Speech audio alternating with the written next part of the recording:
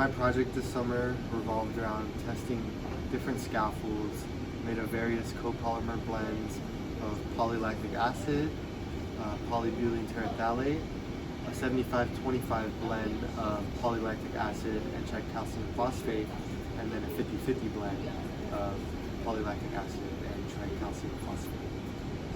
So the reason why we're testing this is because previously in our studies we've used polybutylene terephthalate, but the issue with it is that it is bioinert and it is not resorbable into the body.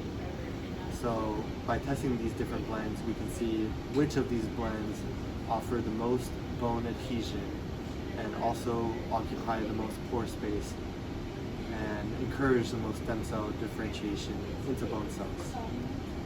And what I did was a lot of the histology and analysis.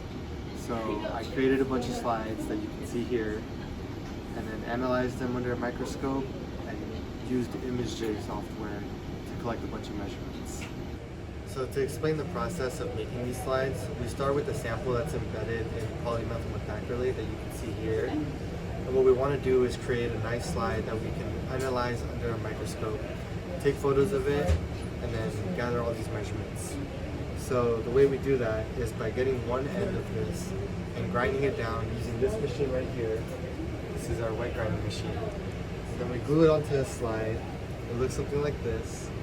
And then once that's glued onto the slide, what we do is we polish it and stain it. Now I'll show a picture of what the staining process looks like right here. And after it's stained, the bone will show a lot of green on it. Once we have this finely stained, we can then analyze it under a microscope and then gather all these measurements and put that towards our paper.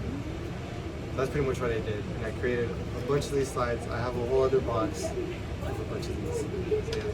Thank you for watching my video.